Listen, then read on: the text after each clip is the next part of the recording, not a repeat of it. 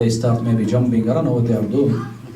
But I'm telling you this, that nobody, if he swear by Allah the Almighty that this is okay, you can swear, and wallahi you will not be hanif, mean you are not breaking your vow, if you say that this is not a ibadah.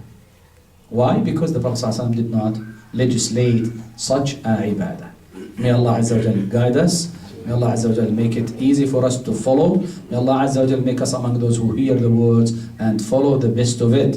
وصلى الله وسلم وبارك على نبينا محمد وعلى آله وصحبه وسلم والحمد لله رب العالمين. Okay, before taking your questions, we have a brother here who has some books, which is alhamdulillah good books in English about, Tawheed and about fiqh, about a lot of things. So if anybody needs any of this book, just you can stand up, brother, they will say you. So inshallah, the books alhamdulillah is authentic, is good for a scholar, following the methodology of the Salaf alhamdulillah. So just you can check anything you need, and inshallah he will be able to help you. Go ahead, ya Ansari. When I ask a question, start with two, not only one. So You only one question or two? two. I will give you a special, just one, because lately I did not see you a lot. So just one question for you. Actually, if the Quran beside the Salaf, Ibn Abbas and Ibn Mas'ud, any mufassirun that nowadays that have know everything about asbab and nuzul, that lay back for us, that mufassirun nowadays are ulama. I'm not talking about the Salaf. Is there any mufassirun nowadays That know everything about the asbab and nuzul of the Quran? nowadays on that time? I mean, the mufassirun in general. In general, can we reach this point to say that every Sahabi used to know the reason behind each and every revelation? We cannot say that. We cannot say that. We know, like, for example, the statement of Abdullah ibn Mas'ud رضي الله تعالى عنه كان يقول والله ما نزلت آية في مكة أو في المدينة في الليل أو في النهار في السفر أو في الحضر إلا وأنا أعلم متى نزلت وكيف نزلت ولما نزلت. We know that Abdullah ibn Mas'ud used to say, by Allah, that each and every ayah I know when it was revealed, whether in summer or winter, whether in traveling or resident. And if I know somebody knows more than myself in these matters, I will ride my camel to travel and learn from him. This is what Abdullah ibn Mas'ud used to say. Some ulama said that Abdullah ibn Mas'ud knows or gathered like 60 or 70% from the ayat, knows the reason behind the revelation. But it does not cover the whole ayat. Nowadays, what can we do? We have a specific ayat that we have authentic narration behind it. That this is the reason behind the revelation. Because we have a lot of book full of weak and fabricated ahadith about the reason behind revelations. So we have to be careful. So in general, the ulama differ a lot about this matter. Did the Prophet ﷺ clarify every and each ayah? Or the ayat that need the clarification?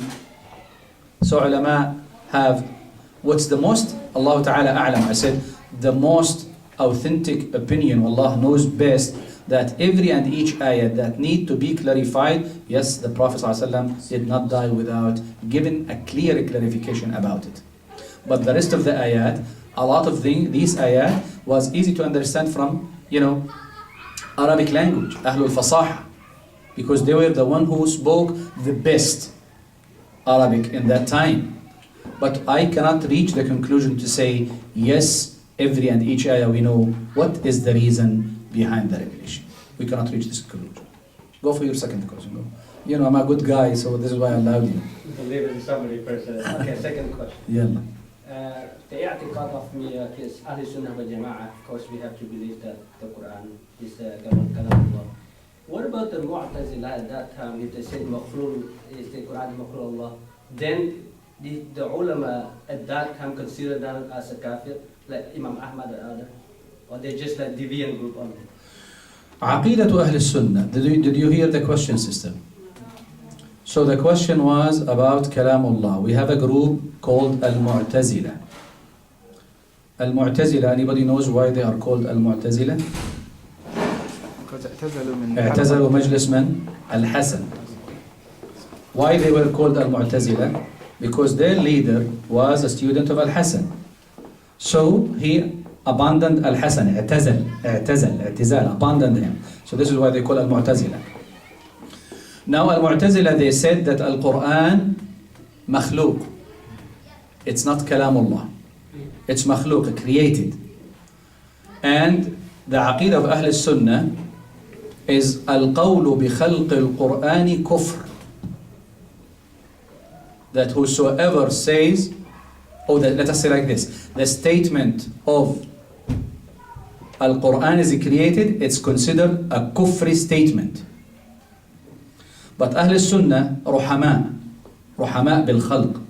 Ahl Sunnah, they are merciful with people. They do not just tag takfir without clarifying al-hujjah, the plea, explaining to them. So first they will go for clarifying to the people that it's not created. And we have a lot of ayat, of course. And as I said, if we want to speak about this Kalamullah, we can give a whole lecture just about some doubts that Al-Mu'tazila had, Al-Asha'ira had. We can kick it away by the mercy and the will of Allah Azza wa Jalla, clarify it. They rely upon one ayah, the most, upon one ayah. قول الله عز وجل الله خالق كل شيء. Right? The Mu'tazila, they relied upon one ayah, one verse, where Allah the Almighty said, Allah has created everything. And they ask you, the Quran is a thing or not a thing? Can you say it's not a thing? You will say a thing. So they will say to you, the Quran is created. But we say to them, كلمة كل لا تعني دائما كل شيء. We will say to them that the word kul, all, does not mean every time all of the things. And we will give example from the Quran, not from anything else. Allah the Almighty said, تدمر عن الرياح تدمر كل شيء بأمر ربها. That the wind that Allah Azza wa Jal sent to the nation of whom? The wind? Ad, right? That the wind destroy everything by the order of Allah. Did the mountain were destroyed? What about the heaven? What about some trees here and there? Even use the word كل. كيف نفهم الآية؟ كل شيء أراد الله تدميره دمر بهذه الريح. How can we understand this then? We said everything that Allah Azza wa Jal prescribed to be perish and vanish, it was vanish and perish. But not the mountain, not the heaven, even though he used the word kullu shay. Well, this is a long topic. I will not enter through it now because we will not finish. So this is the mu'taqad, this is the belief of Ahl Sunnah that Al-Qur'anu kalamullah. And we have a lot of ayat, right? وَإِنْ أَحَدٌ مِنَ الْمُشْرِكِينَ اسْتَجَارَكَ فَأَجِرْهُ حَتَّى يَسْمَعَ كَلَامَ اللَّهِ. يَسْمَعَ كَلَامَ اللَّهِ. If one of the mushrikeen asks you for protection, so give him this protection so he may listen to the words of Allah. Right? Then Allah Azza wa Jal, what did he say? وكلم لما جاء في قصة موسى وكلم الله موسى تكليما. That Musa indeed spoke with Allah Azza wa Jal. And Allah was speaking also with Musa alayhi salam. So it's not created. Anyhow, it's not created. It's kalamullah.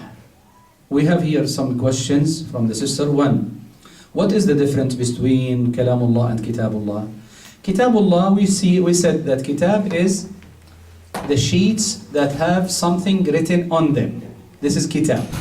Okay? Sheets that have something written on them. This is called kitab or book. Kalamullah, the simple words that you speak. Even though if you do not write them in a book. Is that clear, inshallah? The second thing, if someone asks what is Islam, what will be the answer? Who can give me an answer? What is Islam? يلا يا Muslims. أن تشهدوا أن لا إله إلا الله. طيب هذه أركان الإسلام صحيح، لكن هذا معنى مش هذا المراد أصلا. There's a definition. Yeah, the definition of الإسلام Islam. بالله بالتوحيد وانقياد له بالطاعة وبراءة من الشرك أحسنت. This is the complete answer of the word or the definition of Islam. Islam means الاستسلام لله بالتوحيد. It's the submission to the Allah Azza wa Jal by having His tawheed. والانقياد له بالطاعة. So it is انقياد, you can say submitting again. Use how submit again. Is there any word انقياد? Adhere, to follow, submit to Allah Azza wa Jal by fulfilling the obedience of Allah Azza wa Jal, obeying Allah the Almighty. والبراءة من الشرك وأهله, and to be far away, innocent from shirk, association, and those who commits the shirk. This is the comprehensive, this is the most beautiful definition of Islam. Anybody can repeat that? الاستسلام لله بالتوحيد والانقياد له بالطاعة والبراءة من الشرك وأهله. Anybody can repeat that? نعم. الانقياد. What about this side? يلا جليد كم لك ضحكت. هات يا جليد. الاستسلام بالله سبحانه وتعالى والانقياد له بالتوحيد والانقياد له بالطاعة والبراءة من الشرك وأهله. So is it clear now what's the definition of Islam? It is submitting to Allah by affirming His oneness, tawheed. It's obeying Him and making the acts of worship, and to be free from shirk and those who commit the shirk. Any other question? Oh, we have 3 questions here. So, wa alaykum assalam. If there is a Muslim sister is not believe of wearing hijab, the hijab, what kind of proof from the Quran should we tell her? Go to Surah Al-Ahzab, chapter Al-Ahzab. I think, I'm not sure if it's 33 the ayah. Surah 33. Yeah, but Surah Al-Ahzab واضحة, is clear more. I don't know if 33, can somebody go to Sheikh Google and tell us what? Yeah. What ayah of the Quran we will look at? Surah Al-Ahzab, where Allah the Almighty said, يا أيها النبي قل لنسائك قل لأزواجك وبناتك ونساء المؤمنين يدنين عليهن من جلابيبهن. نساء المؤمنين داخلين ولا مش داخلين في الخطاب؟ داخلين في الخطاب. Allah the Almighty said more or less in the ayah, O Prophet, say to your wives, daughters, and the believing women to wear their hijab. Okay? So this is the proof from the Quran. 33? Alhamdulillah. I was just to be sure. So Surah Al-Ahzab, verse 33. Surah Al-Ahzab, verse 33. And the surah also 33. So you have 3333. Alhamdulillah. Wa alaykum assalam. Can you mention the ayat number that you give proof that we must believe in both the Quran and the previous scripture? Yeah, the ayah is in Surah An-Nisa, and the number of ayah, if I'm not mistaken, 136. Let me be sure to be sure. Let me just check it again. Okay, the ayah is, yes, Surah An-Nisa 136. 136. Then the last 2 verses of Surah Al-Baqarah. The last 2 verses of Surah Al-Baqarah. آمن الرسول بما أنزل إليه من ربه والمؤمنون كلنا آمن إيش؟ بالله وملائكته وكتبه. Right? So alhamdulillah, we have a lot of proofs there. Okay, the last question that I have here. Wa alaikum assalam. In the English translation of the Quran, Allah refers to Himself as we and not I. Why is this? Number one, we said that in Arabic language, في اللغة العربية, عندنا جمع في اللغة العربية يسمى جمع للتعظيم، يدل على العظمة. In Arabic language, we have a type of plurals, because in Arabic language we have a lot of type of plural, right? Maybe the one who speaks Arabic know what I'm talking about. So, there is a type in Arabic language, and by the way, it's in Hebrew language. Only those two languages where you find this type of plural, where Allah the Almighty referred to Himself with we, not I. So when you say نحن, إنا, خلقنا, you know. So all of these plural is referred to the majesty, glorification, a plural of respect and glorification. This is why Allah uses it a lot. In Hebrew, if you go to the Bible, the first chapter, Genesis 1, verse 1, they said Elohim, Elohim. It's the plural. Amharic is zero. Amharic what? Similar. Similar word like that? طيب. Also, mashallah. So this is, I have to add it to my dictionary now. Alhamdulillah. Okay, so this is the first time. Then why is this? I told you now why, because it's a plural of respect. When somebody, sometimes the queens of the dunya, the kings of the dunya, I remember the Hassan al-Thani, the king of the Maghreb, Morocco, he used to say when he gave a speech to his people, نحن الحسن وأنت يا شعبي. He used to say, we al-Hassan and you, my nation, my ummah. Vice versa. نحن. So Malik al-Dunya, even the kings nowadays, they use these terms when they speak about, like majesty, honor, whatever. Does it have something to do with the translation? No, now it's clear, alhamdulillah, for you the answer.